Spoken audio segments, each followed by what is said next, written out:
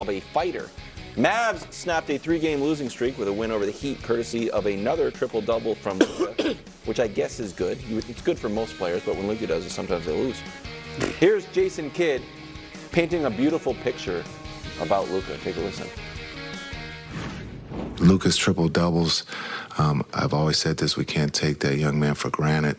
You're seeing something as rare as a Picasso. Right.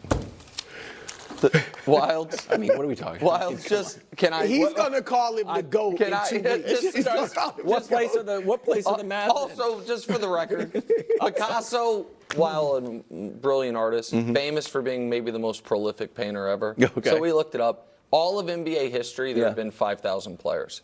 There are currently 13,500 Picassos out there. Then it's a fair point. So, I think almost. Is it rare as Picasso or as a Picasso? No, that's wrong, because it's rare Picasso. as Picasso would be fine. one But on he one. actually said as rare as a Picasso, which you can see at, I think, a lot of CVS. We have.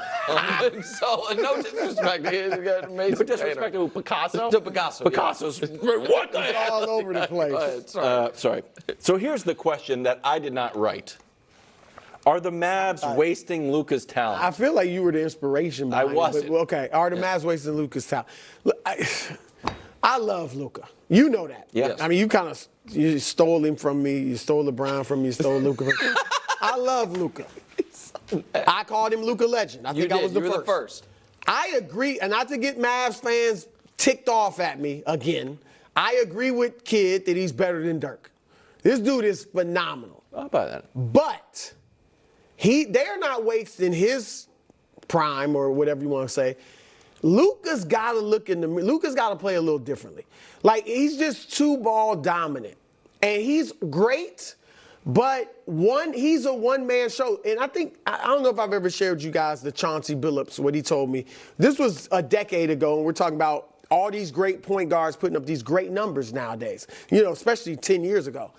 And he was like, if I dribbled the ball for 20 seconds and I either took the shot or passed it to the guy that was going to take the shot, I'd have great numbers too.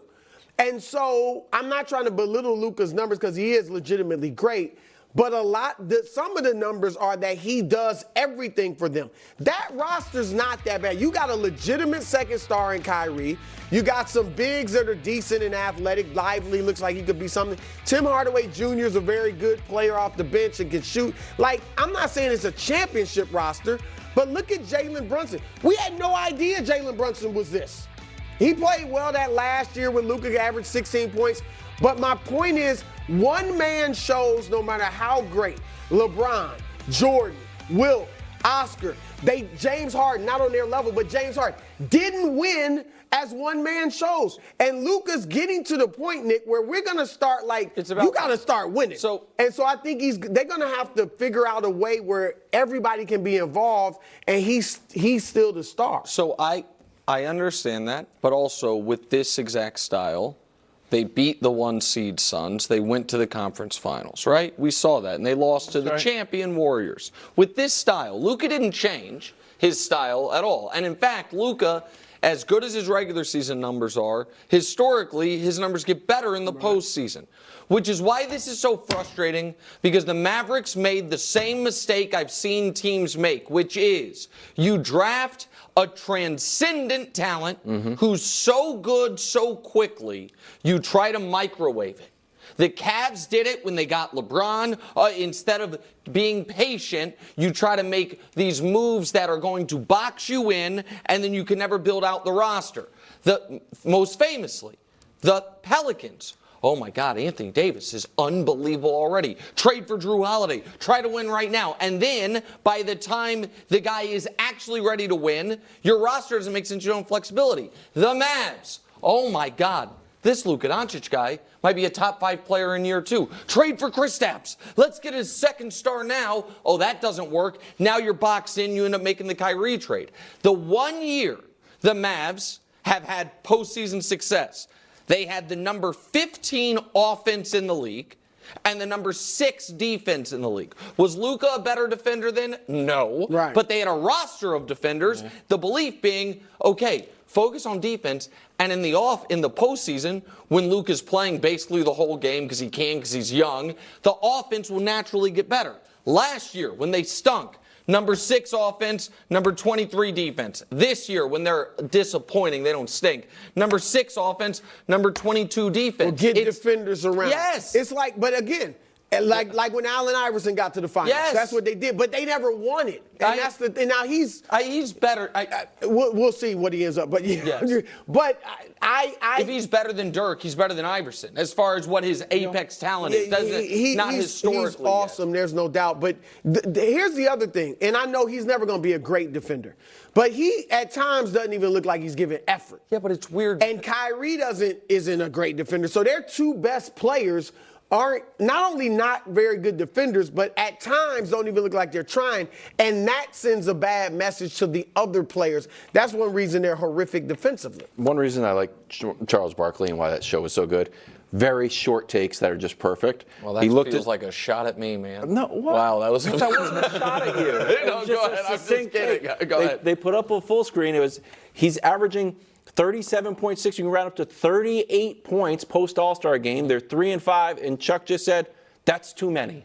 That's too many points. He's leading the league in points and assists, yeah, right? but he's also leading in assists. So it's like, well, yeah, but like I mean, again, if you make every play, that's how it's going to be. Guess and when it's him not doing it, it's Kyrie's turn. That's what they do. I fervently believe. Maybe the problem for the Mavs' ability, if they were to, go on a playoff run, losing the playoffs, might be the heliocentric stuff. I do not think the problem of why they've been mediocre the last 2 regular seasons is their offense. Yeah. They are a really good offense doing this. Now, if you want to say we haven't seen it work in the playoffs, historically, to win a championship for anybody, and that's fine. But the problem is the roster doesn't have defenders. Yeah. Let me quickly. I think in the offseason they should look to trade Kyrie to the Lakers. Okay. Reeves, Hachimura, Vanderbilt. You got a defender in Vanderbilt. Reeves will hustle on defense and can play off the ball. And Reeves Rui is now the good defender?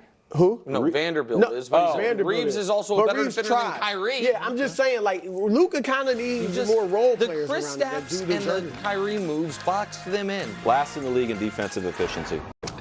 Warriors Bulls. Steph Curry hurts his ankle in a loss. Not great. Golden State currently firmly in the play-in. Clay, confident the Warriors will be okay. Take a listen. If he is out, unfortunate, but it's part of the length of the season. It's hard to play every game, especially not have any minor injuries, and we'll make up. We'll do well without him. We can rely on our history and how to execute without him. Okay. Can Steph afford to miss any time? That's the question you're going to ask? Okay. No snarky repartee? No little wink and nod at the camera like yesterday when we can show it to you, LeBron left the game in the exact same time under the exact same circumstances. I think by the second, I don't know if we can show you. I'm sorry, 5 seconds difference. We went straight to the locker room. LeBron almost ran. Well, yeah, I'm sorry that LeBron can deal with the injury maybe a little better because he doesn't have bad ankles. What are you trying to insinuate? I don't know. You did a whole inquisition when LeBron left a game early with an ankle injury. With Steph, you seem awful concerned. With LeBron, you seem